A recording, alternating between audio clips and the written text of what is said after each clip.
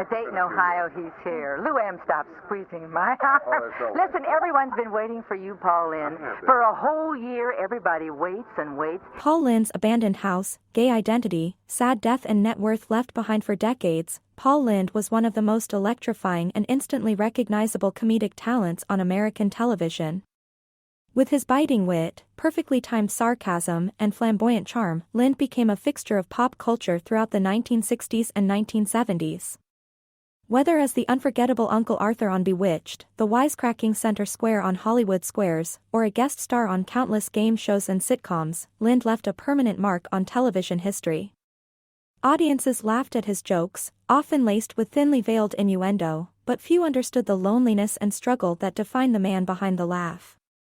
Despite his fame, Paul Lynde lived in a time when being openly gay in Hollywood wasn't just risky, it was career-ending. In an era of censorship and societal pressure, Lynde remained officially closeted, navigating a double life that left him emotionally strained. His sexuality, though widely assumed, was never publicly acknowledged by him during his lifetime. He became trapped in a cruel paradox, beloved for the very characteristics that stemmed from his identity, yet forced to suppress and hide that truth from the world. The burden of silence weighed heavily on him. While he made millions laugh, he privately wrestled with depression, self-doubt, and a growing sense of isolation. As the years passed and roles grew fewer, Lynde became increasingly withdrawn.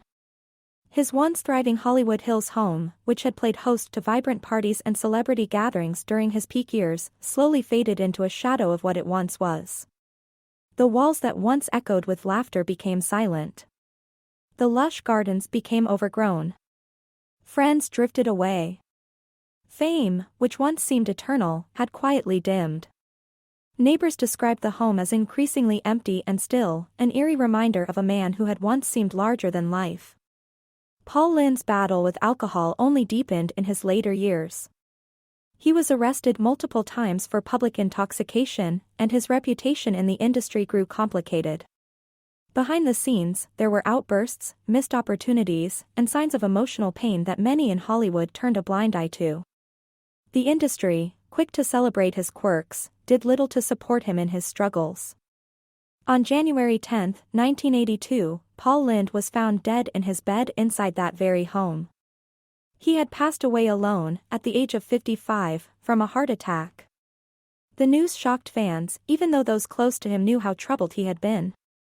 There was no dramatic goodbye. No farewell tour, only silence and the tragic truth of a man who had given so much of himself to make others laugh, yet died in solitude. The house, already fading, now stood still as a ghost of a glittering past, untouched and slowly becoming one of many abandoned Hollywood landmarks. At the time of his death, Paul Lynde's net worth was estimated to be moderate, not insignificant, but far below what a talent of his caliber might have amassed today. Years of typecasting, industry politics, and personal turmoil had limited his long-term earning potential. Despite being one of television's most recognizable voices, his career had been constrained by the very stereotypes he was hired to embody, while being denied the respect and range that other performers of his time were afforded. Yet Paul Lynde's legacy lives on. Today, he is remembered not only as a gifted comedian but as a pioneer of queer-coded humor during an era of silence. His unique voice helped push the boundaries of what was acceptable on television, creating space, however subtle, for future generations of LGBTQ+ performers to live more openly. The house he left behind, once filled with life and laughter, may stand abandoned in memory, but his spirit echoes in every moment of television history that embraces authenticity and wit.